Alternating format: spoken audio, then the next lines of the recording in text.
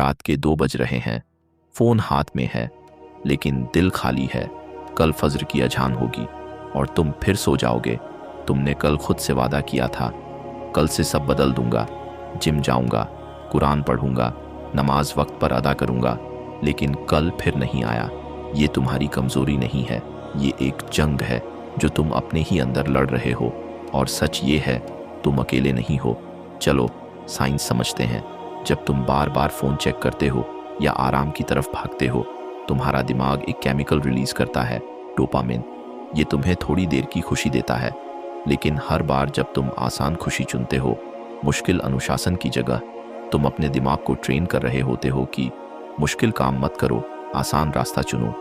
मनोविज्ञान में इसे इंस्टेंट ग्रेटिफिकेशन लूप कहते हैं। ये एक जाल है। जितना ज़्यादा तुम इसमें फंसोगे, उतना ही तुम्हारा सेल्फ कंट्रोल कमज़ोर होता जाएगा।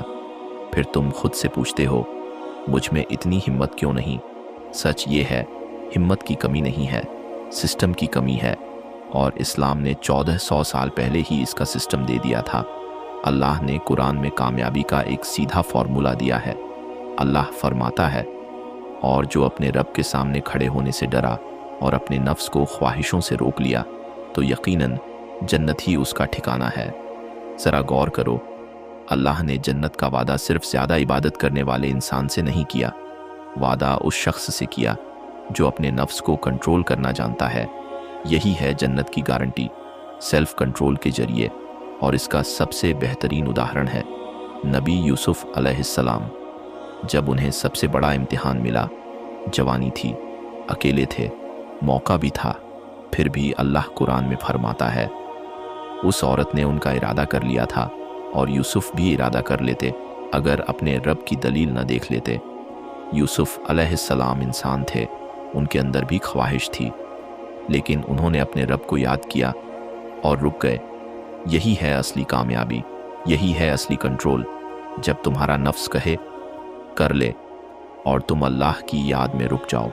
अब मैं तुम्हें 3 आसान सुन्नत वाले तरीके बताता हूँ जो तुम आज से शुरू कर सकते हो। पहला कदम, अपने नफ्स को रोज़े से ट्रेन करो। रसूलुल्लाह सल्लल्लाहु अलैहि वसल्लम ने फरमाया, जो शादी की ताकत नहीं रखता वो रोज़ा रखे, क्योंकि रोज़ा उसके लिए ढाल है।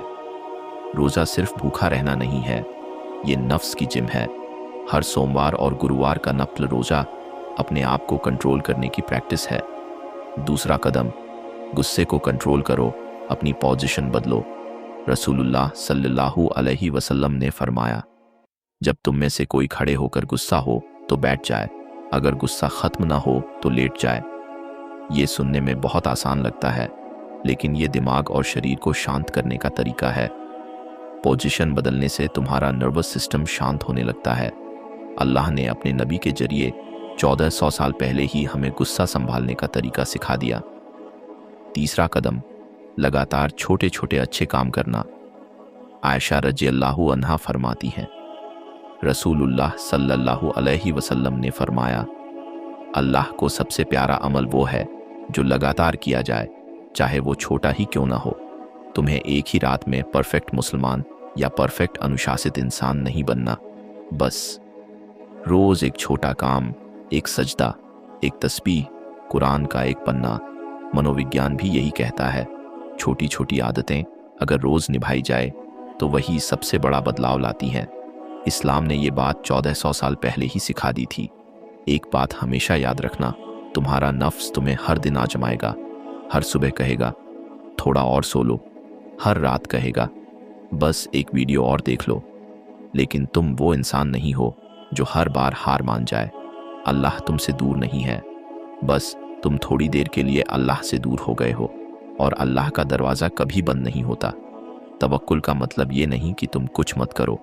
तवक्कुल का मतलब है पूरी मेहनत करो, फिर नतीजा अल्लाह पर छोड़ दो। उठो, अपने नफ्स से कहो, आज से मैं कंट्रोल में हूँ, तू नहीं। एक रोज़ा रखो, दिल से एक सजदा करो, एक वक्त की नमाज वक्त पर पढ़ो। अल्लाह तुम्हारा इंतज़ार कर रहा है, बस एक कदम बढ़ाओ। अल्लाह तुम्हारी तरफ और ज़्यादा रहमत के साथ बढ़ेगा। तुम अपने आप पर कंट्रोल पा सकते हो, आज, अभी, इसी वक्त। इस वीडियो के ख़त्म होने के बाद बस एक काम करना, फ़ोन रख दो, वुजू करो और सिर्फ अल्लाह के लिए 2 रकत नमाज पढ़ो। यही तुम्हारा पहला कदम होगा अपने नफ्स पर कंट्रोल की तरफ। अगर इस वीडियो ने तुम्हारे दिल को छुआ हो तो कमेंट में लिखो, मैं कंट्रोल लूँगा। अल्लाह हाफिज़।